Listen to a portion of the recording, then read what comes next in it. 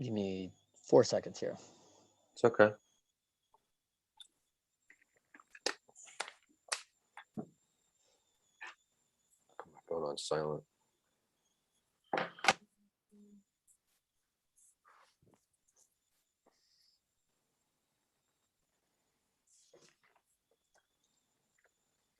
Hi, this is Trent Clark, CEO of Leadershipity, international speaker, serial entrepreneur.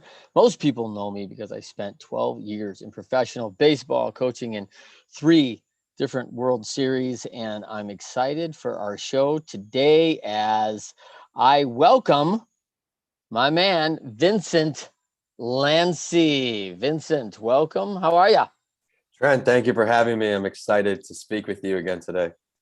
Man, I'm loving this guest as winners find a way, because Vincent is the ultimate winner, man. I'm telling you, our show is one of unique. We bring a lot of great people in, and one that are just always special to me.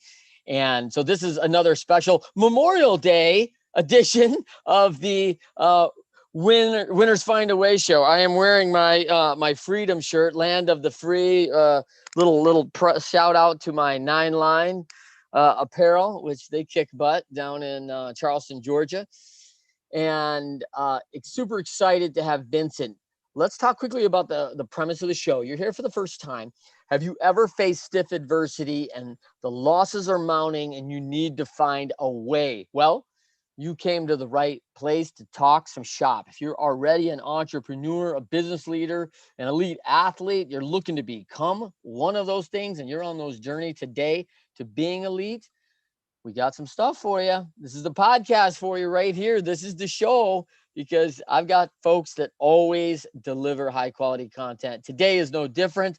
Vincent, great to see you. Tell us where they can find you, my man. You can find me at vincentalanci.com, Lanci. All my handles are at Vincent A. Lanci, and YouTube as well. Beautiful. So let me introduce. We're going to take some questions for Vincent at the end, and I welcome all of them, and I'll be watching. I'll be monitoring the chat. If you're on and you've got questions, feel free. I will get that at the end. I am excited about some of these questions that we have already set up for Vincent. But in addition, let me introduce Vincent a little bit. This guy is a native New Yorker. You might be able to tell how you see him, right? But he's living in Tampa with all the rest of the New Yorkers who came down. So his mission, help others through my story and experience. And man, does this guy have some experience I'm excited about. Suffered a severe TBI. Tell him what a TBI is, Vince. TBI is a traumatic brain injury when your head experiences something in a trauma state, and usually has a bit of recovery to go along with it. That's right. That's right. Now, most of us may know the TBI term if you saw the movie Concussion about the NFL and the challenges as we hear about traumatic brain injuries. But Vince's life and his experience is very different. Being involved in a hit and run accident in his early 20s. This guy has written a book called Left for Dead. You need to go pick it up. It is good. It is to the point, talking about his trial through this process. He is, in fact, is a 3-time published author, and his newest, Mr. Lanci Talks Mental Health, with a couple of friends of ours who helped him along as an author there, is just another phenomenal read and a great resource for your young adults, for your kids, talking about mental health. This book is written very specifically to help people, just serving again Vince's mission. Coach, speaker, podcaster, Vince, welcome to the show, my man. Trent, thank you again for having me. It's going to be a good one. I love the energy you're bringing right away. Yeah, we don't mess. So tell Vincent, tell all these people, hey, I'm going to go on Trent's show. Tell the audience why, hey, I want to get on this show and talk a little shop with Trent. Me and Trent talk shop. We usually have 1 or 2 new ideas to come out of it by the end. We're always brainstorming together, helping each other grow. He's had the great chance to connect with my audience, so I've been real excited and looking forward to this date on the calendar. Yeah, you've got a great audience in entrepreneurship, the mental health side. You've got a lot of things that you speak to. I've been blessed to be a part of a couple of those shows, and I'm thankful. Let's talk a little bit about, for you, Vince, why don't you start telling us the most impactful thing you had happen as a kid, a point as a kid where you knew, hey, I am destined, or at least wanted, to move forward, helping with other people, like making a difference, having the impact that you're having today. Did you have a moment that you said, hey, listen, this is a bit of my calling? There were a lot of different moments through my growing up. Something I was very lucky and blessed to be a part of was called Our Town 2000. In fifth grade, one student from every elementary school gets selected to this community organization, and we help people where, for example, if someone's house goes on fire, help the family in need. Yeah.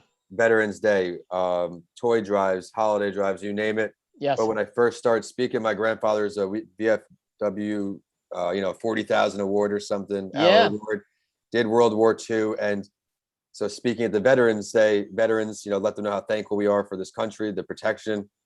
That's where I first started like feeling, okay, giving back is going to be something I do forever. Because in fifth grade, that was still senior year. It was in Hey, this man. organization for a long time. No better weekend to remember that event on Memorial Day, right? You're in fifth grade talking at the VFW, like giving thanks and blessings to the people that have come before us and made our lives Yeah. so much better here, and something we don't want to ever forget for sure. So love that. Let's talk about the next thing. In my show, Vince, we talk a lot about the book, The Four Disciplines of Execution. McChesney and Sean Covey, Stephen Covey's son, who's currently CEO of the Covey Group International. They're out in Utah. A very good quote came from that book that I love. Winners, when shown data that they are losing, find a way to win. I mean, you as a former athlete, competitor, involved in a lot of different things. I mean, faced life and death challenge. Let's talk a little bit about your background that allowed you to overcome one of those life and death challenges. Like the data shows that you're not losing. You're losing your life, right? Like this is on the line that first night of the hit and run. Can you talk a little bit about your experience in that? Yeah, you have to learn in life that failures, all these things that don't go well, you have to look at them as learning lessons. Everything someone says to you, cannot take it personal. You got to take it constructively, because then you're going to be the other side of that percentage right there. But growing back, just like you, baseball, the discipline and consistency we needed to display and being persistent on the ball field. Growing up, we played travel baseball in the Williamsport tournament. We won our district in New York, and that was blood, sweat, and tears, Yeah. 6-7 days a week. And that it becomes instilled in you. And then also having two parents who are extremely hardworking, that rub off on me. And it's always just been a part of me where, my schedule for work, just it's work hard, no excuses, and don't rest till it's over. Well, I love what you just pointed to there as you talk about Williamsport. For people that don't know, that is the Little League World Series that everybody watches on TV every year and watches, the US versus Taiwan or whatever, right? You got to win your district. And there's countless major leaguers, by the way, who played in it, right? Like all the way back. I mean, I remember when Gary Sheffield and what was the other New York Met? See, Strawberry. the Little League Strawberry. World Series memory I have is when I was a kid. I think his name was Danny Almonte. He got Yes. caught using a fake birth certificate. Kids striking people out all game. Yeah. He's 15. Right. He's got a beard, shaving. As you talk about that, though, like you talk about those lessons. I think one of the very important lessons in that is you worked hard, but you reaped what you sowed very quickly. I mean, when you worked hard, you saw the consequence of that was success, right? Like on to the regional championships, on to this. We were working hard, but we were getting reward for that hard work. Do you see that the same? I enjoy working hard because what comes out on the other side, having that victory, winning a game after putting it all in there for a whole week. I mean, you can obviously resonate. There's no feeling like it, but it still goes back to consistency, being persistent, everything you do, and the little things. And once I truly adapted that in my adulthood after the injury, it was night and day. As you know, even with education, things just changed. Yeah. Let's talk about as you're fighting for your life, right? Like, I mean, this is touch and go. At one, you do really a good job in the book of talking about, hey, the first night is, hey, and this is how fast it changes, right? The first night is, hey, will this guy live or die? The second night is, will he, he looks like he's going to live. Will he ever walk, talk, and feed himself and be able to have any kind of normalcy of any life? Right. And I mean, these are decisions that are happening by the hours, right? Not by like, oh, let's take a month and think about it. Right. This is happening in real time. Um, let's talk about the superpower that separates you from others. What what you came away from all that, and it separates you, it catapults you into that top tier. Well, I had a second lease on life, is really how I looked at it. For whatever reason, I was in that spot at that time, and I woke up about a week later out of a coma. It was just either sit and sulk, cry, why me, which happens to, unfortunately, the majority of the people out there. They'd rather sit and sulk than find the solution. For me, it was just, I'm going to turn the worst day of my life, my family's life, into something positive. And then as we fast forward, that was 2013. Now with this last book, the mental health book, Mr. Lanci Talks Mental Health, it's starting to become a little more known, the brand of what I do and all of that. And from that experience, I knew if I didn't miss one appointment, I didn't miss one meeting, I would get back to Tampa as quickly as possible. I left, it was 85 degrees, went to New York, there's snow against the back window, the door. And there was a moment, my roommate's from Trinidad, he's out in the snow for the first time with the dog. And Yeah. I'm in the house under 4 blankets and I'm seeing this snow. And I said, this ain't going to be long. This is not going to hold. They said over a year for school minimum, this, that, whatever. Expectations are just what people expect. You dedicate yourself, you're going to shatter them. And from that point forward, I was back down to Tampa, getting cleared by doctors like April 13th or something. And I got hit January 20th. And they had told me this. They said I was back in school that Maymester, rocking and rolling. 90 days, like unheard of, right? So what do you attribute that to? Is it perseverance? Is it strength of mindset? What do you think it is, Vincent? I think it's just being committed and surrounding yourself with the right noise. My parents, I'm very thankful because I know not every family life is how everybody wants it. Not that mine is, but I had 2 parents who laid out hard work my whole life. And then as I got older, my friends laid out hard work, what they were doing.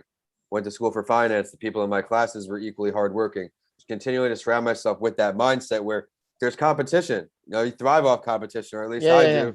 And that keeps me going.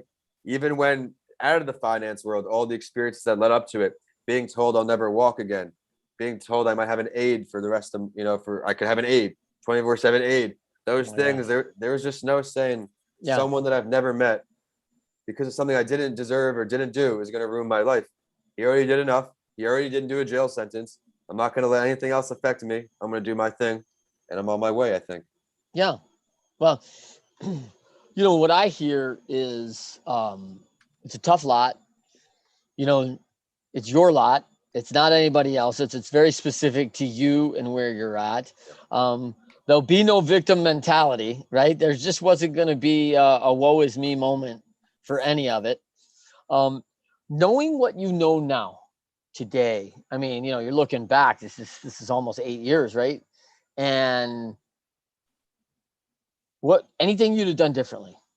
Yeah, I would have got both feet in the door a lot sooner. I was still a finance guy. I was still doing like financial advising type thing with different organizations. The last one was like Primerica, part-time, the real estate, the VIP kid teaching online, the restaurant, you name it, entrepreneurship all the way. And then eventually my grandma's dementia was really escalating a little more. I would spend more time in New York than Tampa for about 9 months. Still had the room here or whatever, but I was there. And that's the point where I really did Left for Dead. I went all in, went home, had a little corporate job in the beginning. I realized I'd be there for a little longer. Eventually said, no, that's the last finance job. Had more money than I ever had the job title I always wanted, and I wasn't happy. I was commuting 3 hours a day, surrounded with that corporate life. Said, no more. It's going to grind time. I would write, and you'll like this schedule, Trent. I would wake up, Planet Fitness 24 hours near my house, go work out sometime before 4 a.m., teach 4 a.m. to 10 a.m. kids in overseas 12 hours ahead. Then we go do construction, just a helper because of my injuries. I'm just painting or helping work. And then we're going busboy work, expo work. Now I'm a 27, 28-year-old man with a master's being a busboy. Talk about humbling myself, man. It was eye on the prize, and can never realize that you can't think anybody's ever better than you. You're better than them. We're all equal. I have a master's degree, not very typical in that role.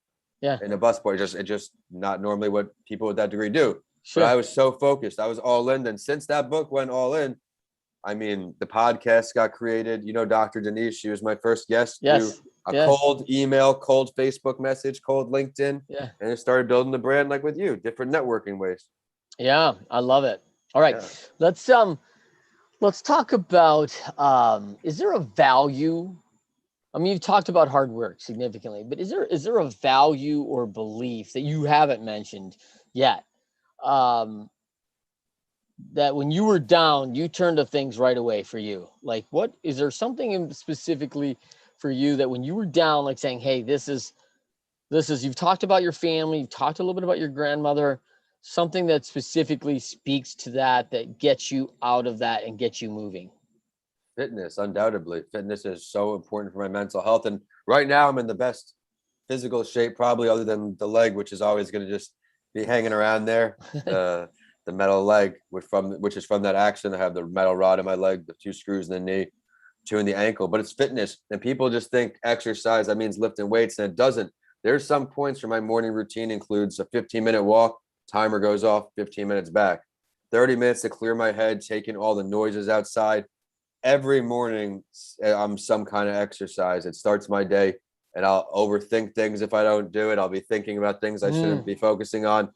Mentally, it just keeps me in check, and it extends my day. Once you exercise more than that first week and you're not tired anymore, you'll find that energy kicks in. Like, I have had no coffee today, and I've been working almost 10 hours. I'm still rocking and rolling from the proper breaks, the mental health breaks, the fitness. It's so vital for me, Trent. Yeah.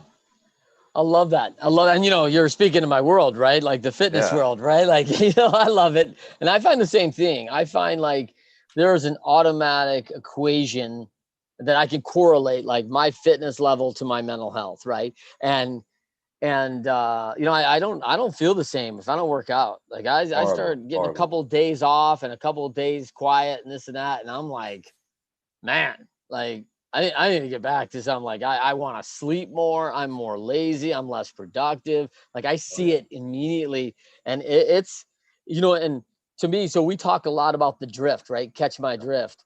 And that's why I love lifting partners, right? Because, if I start moving away, it's like, hey, Vince called me, hey man, why aren't you at the gym working out with me, man? Like, oh yeah, I know, I got to get back. Like instantly catch my drift and get me back right on the line I'm supposed to be on, because we don't go running away from what we believe, right? We drift, right? And it's not intentional necessarily.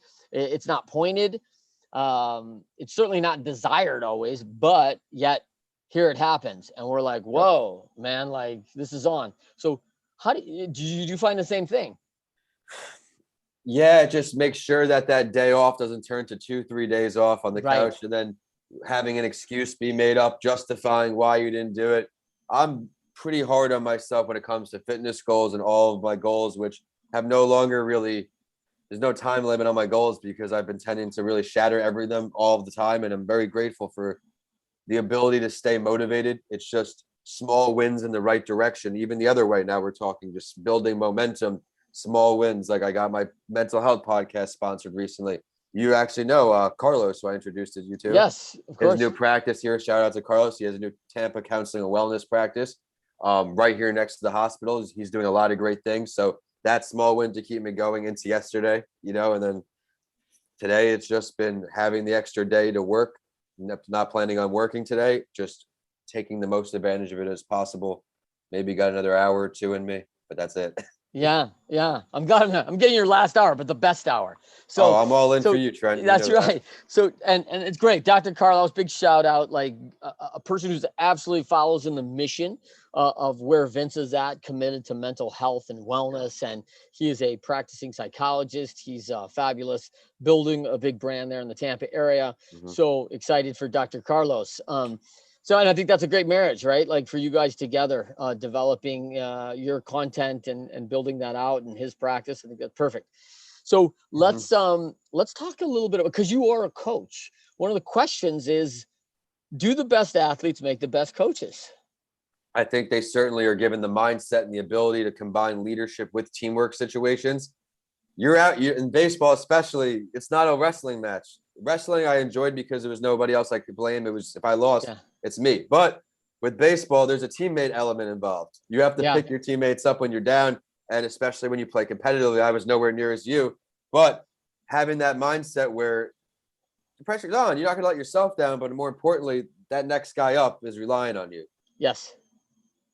Yeah, I think it's interesting as you say that. That was a big paradigm shift for me because, when I heard that, like, I loved wrestling because it was up to me. Yeah. Like, I was pretty decent at wrestling as a kid, young, right? I was okay. And so I looked at that. I probably learned a lot of self-control, some self-discipline of that. Yeah. Because I didn't want to go lose, man. I was very competitive. Like, I don't want to lose. And I think over a couple of years, I think about that time where I really left wrestling at like maybe 10, 12 years old.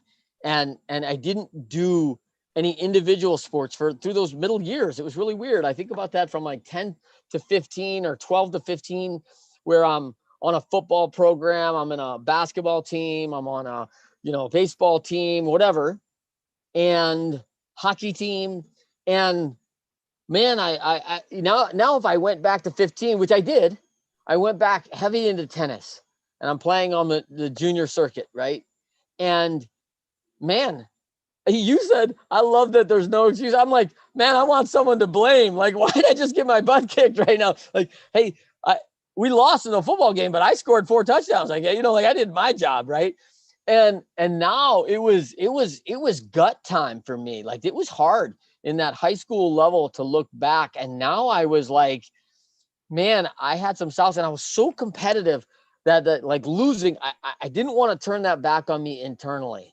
And I was having friction in battling that internally. Like, I didn't want to think bad about myself because I was, the guy, I think I can, like self-positive affirmation. And now, like, got to go, man, I just lost 6-0, 6-1 to Todd Martin. Like, this guy, I didn't know he was going to be like the 4th best player in the world at the time, right? All I know is that he just whipped the snot out of me, right? And I was like, man, I wish I could blame Lanci or somebody on the team who mic'd it up. Like, I got nowhere to go except I got to go get better. Well, over time, man, losing or failing or lesson learning, that's been my norm. But as a kid playing that competitive, losing was like a knife in the stomach.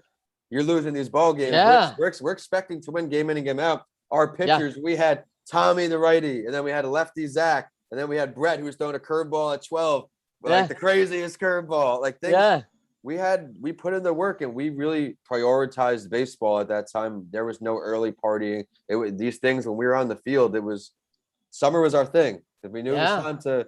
We're a family. Cooperstown tournaments, you name it. Well, I don't see that. I don't. Do you see that today with the kids? Because I don't know how much. I don't know how much exposure you have to that. I have 5 kids, so I have a lot of exposure to that. And it's everyone wants to be in travel and everyone wants to be this and it's almost like to find that you can't find that in recreation sport anymore because it's almost like it's not allowed. It's looked down upon to have all this focus and competitive drive. Like, whoa, you can't have that here. This is rec. You need to go to travel and go compete for like what? Like, why can't a kid who's 10 years old be competitive and have drive? So it's an interesting perspective now. Do you see that the same in kids, or what's your exposure? I don't have too much exposure. I have my cousin's kid, I think is 8 or 9. He's 1 year after T-balled. He's coach's pitch. Yeah. And of course there are parents who are living vicariously through the kids. And that's always the way it is. And parents love their kids so much that they're involved. There's been some situations but I think that will always be there. But I think more now, travel ball, kids come from all over and they join a team. We had a situation. We were our Larkfield Little League team where we grew up together. Yeah. Stayed together because we had the chemistry. But once that 12-year-old Williamsport ended, it was one duck leaving the pond after a time. Yeah. Slowly the team. And then everybody was just on different teams. Yeah, that's an interesting theory because and I think it's dead on, by the way, in the fact that, back in the day, we all played with our friends. That's how we grew up. And that has changed a little bit because now it's like, hey, we need to get this kid from 41 miles away because, he's 13 throwing 75. Like, what? Like, and then we got to have that. And so when are you going to see him? You're not riding your bike over at 41 miles, right? Like, we didn't have cell phones. I'm not even old. I'm right. I didn't have a cell phone growing up. I got my first phone, I think was 7th grade. It was a little flip thing. And it was awesome. It was great, but we had to ride our bike to our friends, or we had to call the house phone. Yeah. Well, and a lot of people don't know this about me, but like I played, my high school went to the state championship my sophomore, junior, senior year right in a row. Like never done before in the state of Michigan to have a high school baseball team go to 3 state championships in a row. We only won one of those, by the way, but like we went through the 3 of them. And so incredible. But I think about what was the difference? Much like our Angels 02 team that won the world championship without a major phenomenal superstar. We were like that too. We were a bunch of kids from a district who stayed together since we were 12 or 13 years old, all the way till we were 18. We knew our roles. We knew our responsibilities. We played well together. We went out after and hung out, and we were down at the diner together, and kids are riding their bikes over to each other. We were before cell phones in high school, brother. I'm old, right? Yeah. So like, we're old. All right. And so, I think about that, and I think about, man, so what do we need in those teams, right? We need that trust amongst each other. We need to be able to have conflict and know that we're still friends and we're trying to do our best together, and we're all committed to the mission and the vision. And man, that's a big difference, because that's hard to bring when you try to bring a bunch of kids and stir the pot together, go, hey, you're going to all make this great cake together. And you're like, superstar syndrome. Yeah. Everybody wants to be a star. When kids like us growing up, we had our roles. We didn't have to love our roles, but our roles were our roles. If you're a starter, you're a bench player coming in Little League, there's rules. Everybody gets, all that. So strategy comes in. We had one guy, the backup middle infielder, backup middle outfielder, corner, the whole 9. Yeah. Accept your role. And we ended up winning our district. We didn't go far after, but we won our district. And that was one of my greatest accomplishments. So proud of, and the friendships. I'm still in touch with some of the guys getting married. Alex getting married in December, pushed back by 5 times, but by COVID, right? Yeah, not by Alex. No, Alex doesn't have cold feet, people. No. It's just COVID. All right. Yeah. So, all right. So let's talk about, you've had a lot of success, Vince, but you've also had some challenge. You won a lot. What's the best battle that you've conquered in your lifetime that you absolutely point to? There's a clear one there, obviously, but like, what's most intrinsic to you? I think it would having the ability and courage and persistence to go, not just the accident, but go back to school. Like I said, the giving up was the easy thing. I had to wake up and ride an arm bicycle every morning. If you never had to do that, that is probably the most tedious thing you will ever do. You will hate yourself real quickly. And in my book, I talk about that. Left for Dead with the journal, but there's a point where I was taught, once you're not on level 0, well, I'll start here. When the nurses asked me what school I was at, when I started not getting out of it after a coma, I said Pulaski Elementary School. I thought I was a 5-year-old boy when I was a 21-year-old finance student at college. So then once I snapped out of it, you start losing the denial, which was the turning point, accepting everything. Okay, I'm not riding this arm. I can ride an arm bicycle. I don't need to do this. And I would start pretending to play sleep. And my mom would have to bribe me with a Big Mac. They had a McDonald's in the hospital. And I was never like overweight or anything, but I always loved McDonald's. I don't know why. So then she would ride my wheelchair. We'd go over to McDonald's, and that would be my, just getting the ball rolling, getting back, and that was where I started not just missing the appointments. As much as I didn't want to go, that helped kick me in the direction where we're going to go because of the Big Macs. Then we're going to go because we're getting out of the hospital. I had no release date because this brain injury is a day by day, week by week, month by month thing. Some days were a year ahead, and the next day was 5 years back. So it was just a nightmare all the way through it. And it was just get what I have to get done, and then I can go home. I thought it was a hotel. I wonder how much McDonald's has inspired kids, because you know what? Kids will go through the wall for a soft serve cone, man. Like, it was that or the cafeteria. So it was all in if I had the opportunity to grab it. Yeah, maybe you need McDonald's as a sponsor for your podcast. I think they should come along because, McDonald's has inspired millions. And as parents, I don't know if I want to be inspiring or bribe. I'm not sure which one it was, but McDonald's has served many a time, with a McFlurry or whatever, the taster of choice, right? But McDonald's serves and gets us going as much as we go, oh, their food quality, yada, yada, yada. It was a college life. McDonald's was still a part of that budget. And affordable.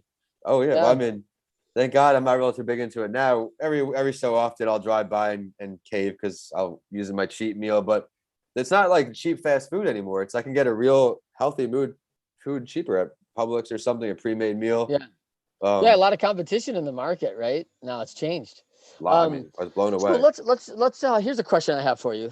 Um, you got great insight on a lot of people, and most people hold up a mirror to themselves and look for things that they could be doing, whether that they're, the proverbial mirror, of my emotional intelligence or my leadership capability or my fitness. Or what do you think when you've had to do this for others? I mean, what do you think when they hold up that they don't see that they might be missing? That's really important. Usually blinded by things that are just right in front of you. For example, one of my shiny object syndromes I've recently been trying to transition was Instagram. I would be so focused on 6 episodes per podcast, yes, all of these things, never translated to revenue at the time, never translated to more downloads necessarily, and I wasn't getting paid. People that have money, not that they're not on Instagram, they're more prevalent on LinkedIn, Facebook, and YouTube. So my learning lesson now is just like, all right, pump out content on YouTube, get the show links on YouTube, Mm, all of these things where I'm just thinking I'm doing everything, I'm rocking, I'm getting followers, cool, yeah. but they're not buying anything, so they're not even the right followers. So now I'm just so much more ambitious and aware to network with people every single day that are in my realms. The podcast now, I get emails filling my calendar for those, so I'm very grateful. But Hmm. I do reach out still because I have my own goals of 50 interviews in all 50 states. I want to interview each state.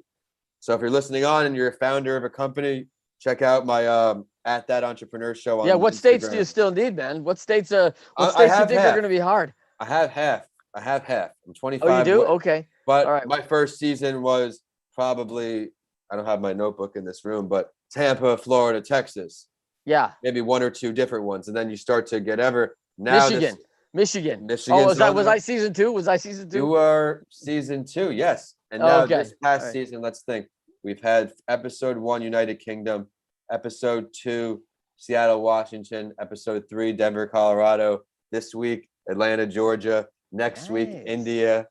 Oh, Uh, India. Nice. the week after that is going back to Ukraine. You know what I'm saying? Like, and that's Yeah. just all persistence to networking. I used to be so scared. Northwestern Mutual, making the cold calls, like no, no, no, get shut down. Now it's like sometimes I know they're going to say no, so I don't hope for a no. But then I learn and I tweak it. My LinkedIn open rate, like opening the message I had, was like 27% in my first runs. And then I tweaked it a little more, and then now like about half the people open and answer it, which is really Nice. cool. I'm recorded on all 4 of my shows through Labor Day.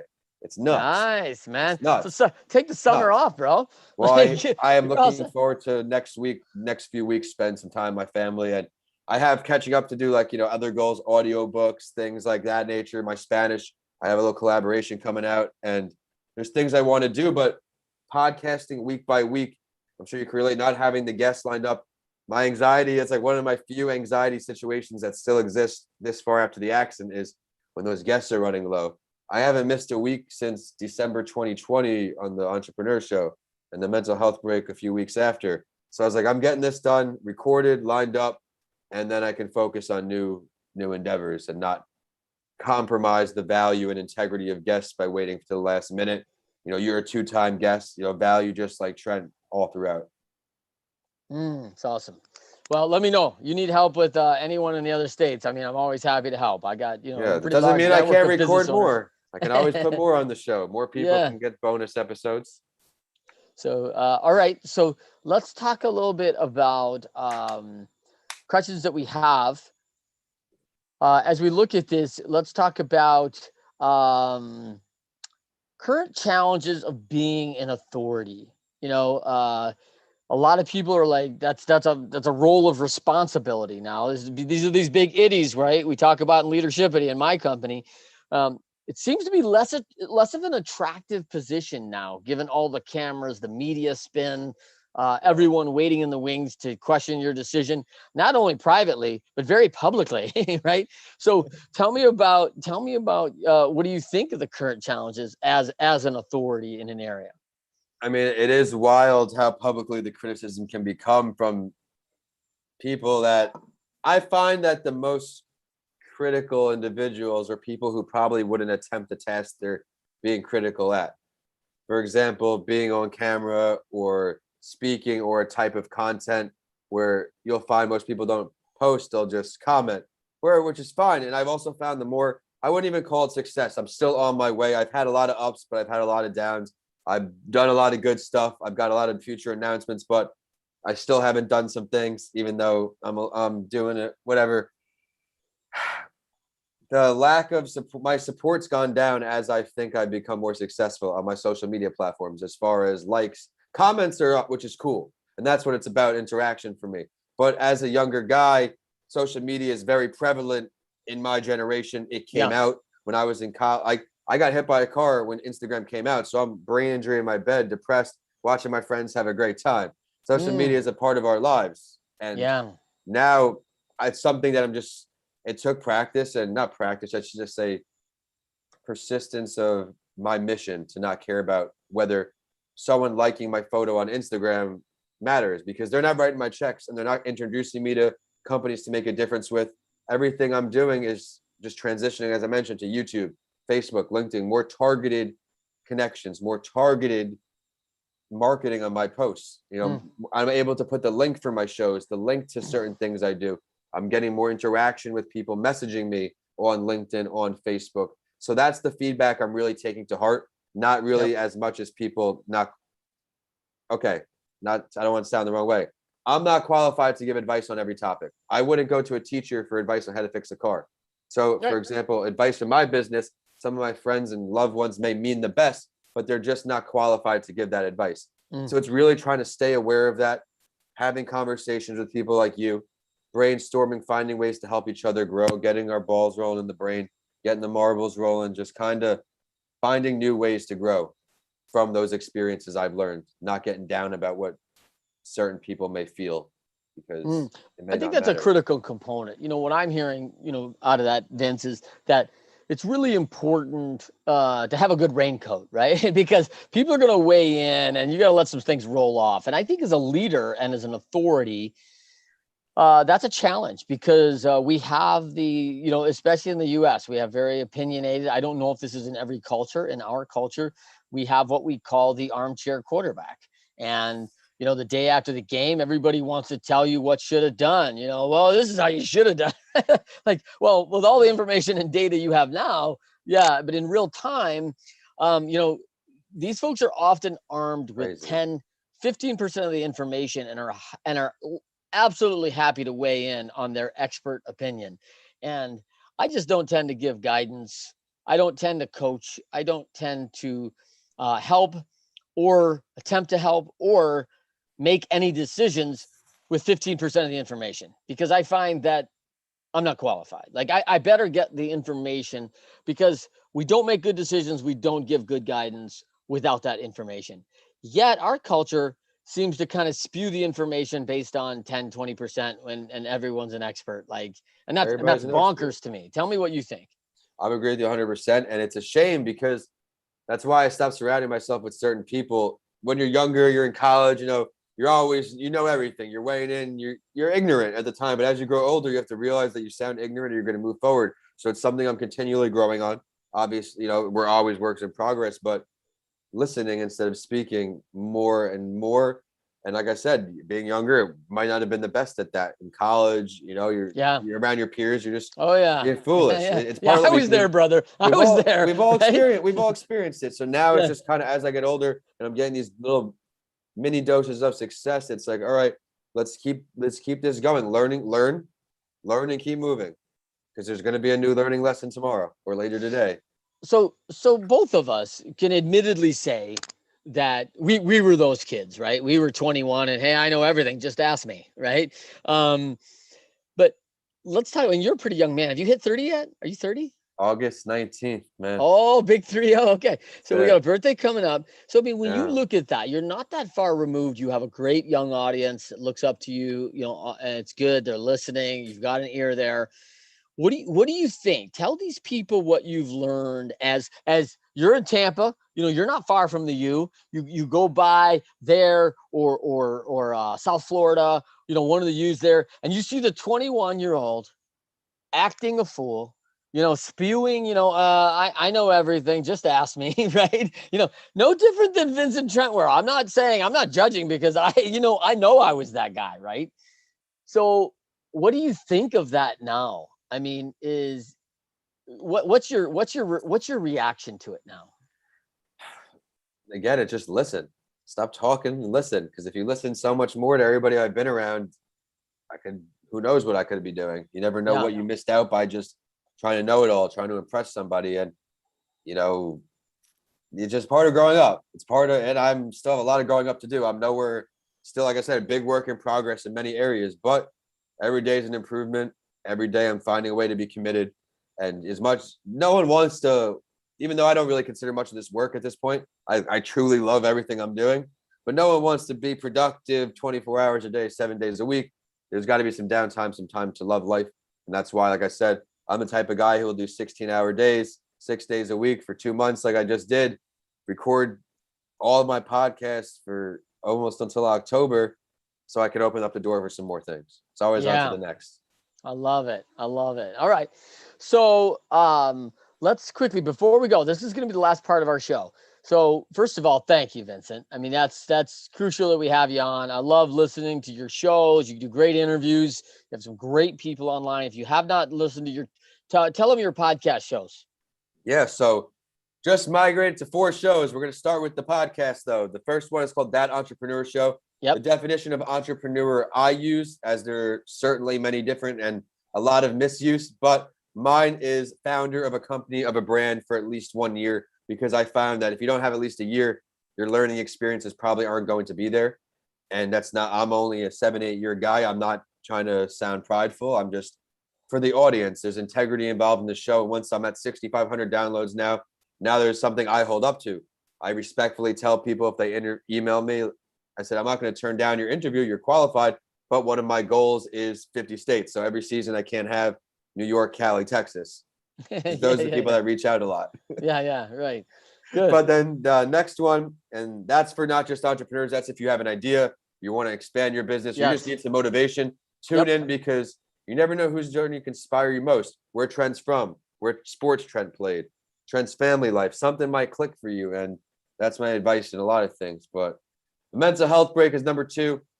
Interview a different advocate or professional, not just doctor, but Debbie Lundberg. She is a mindset coach, so she has that perspective of mental health.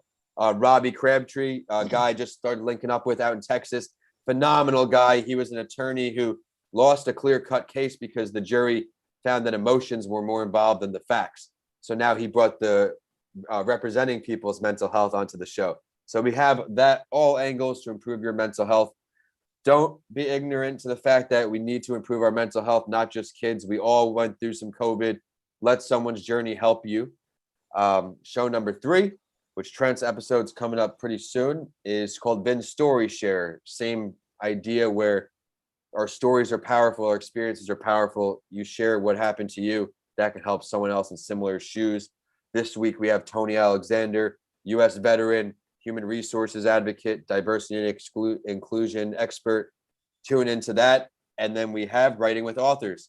If you're an author, any published work, reach out. We'll get you on that show. The YouTube shows are much shorter, about 10, 15 minutes, where it's all about you. I want to talk about your work. We inspire future authors. You give some great advice on there.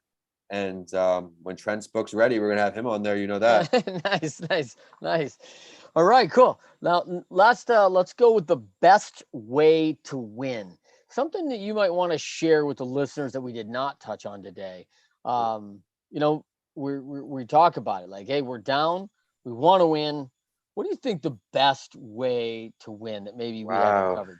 We talked about a lot today, Trent. And before we get going, I want to stop and thank you again for inviting me on. So grateful to be in front of your audience. And I hope some of you reach out. I'd love to connect with a lot of you. But one way to win, we talked about believing in yourself. We talked about fitness, all those things.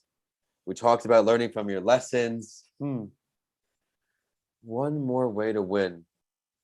I would say I'm going to talk about some things I consider myself an expert on in Mr. Lanci Talks Mental Health.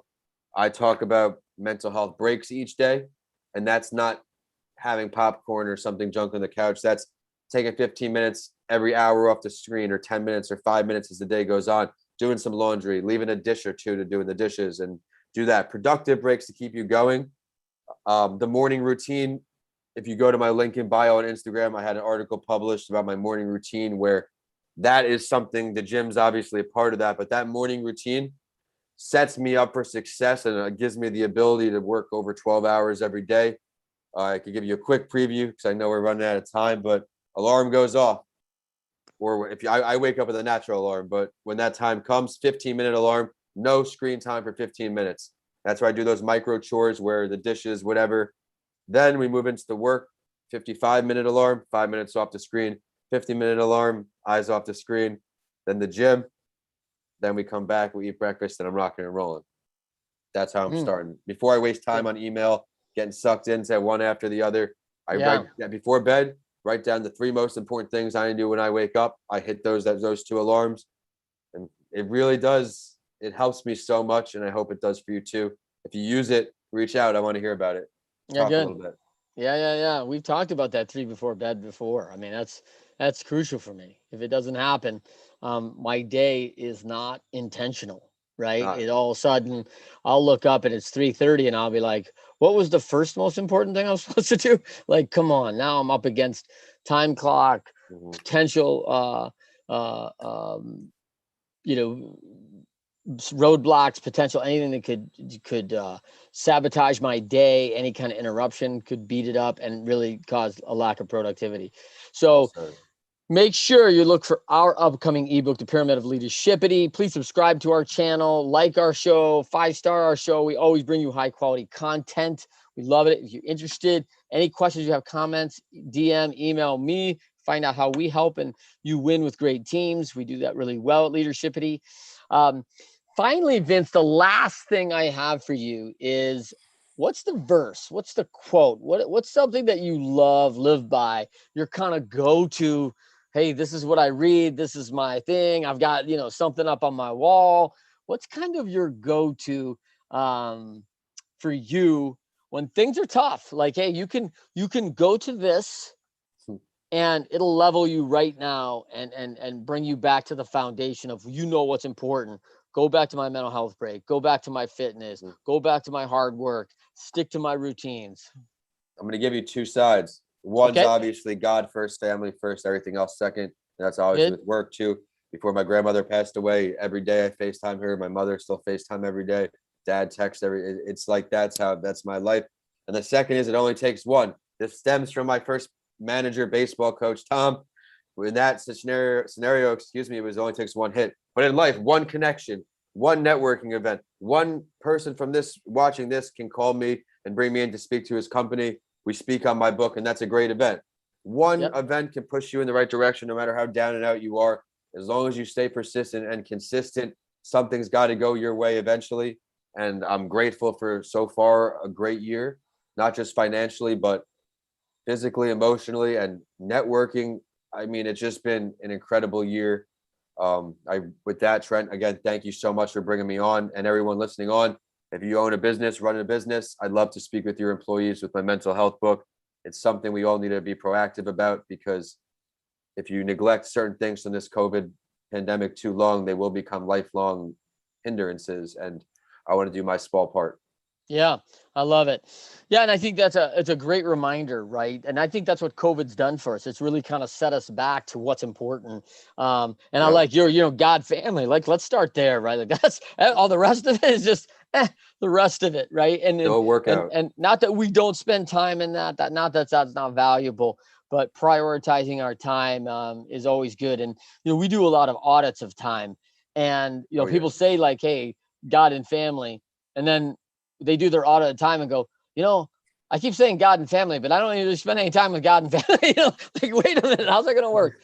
So for me, I want to share my quote for Vince Lanci, because he and I have known each other a couple years now. I went right back to James 1:2-4. Consider it pure joy, my brothers and sisters, when you face trials of many kinds, because you know that the testing of your faith develops perseverance. Perseverance must finish its work so that you may be mature and complete, not lacking anything.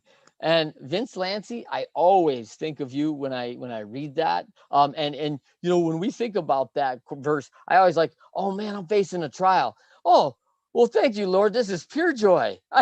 This is what I really needed today, right? 14 cars at the pump on Memorial Day, or a sick kid, or what's happening to me? I lost my job. Like pure joy?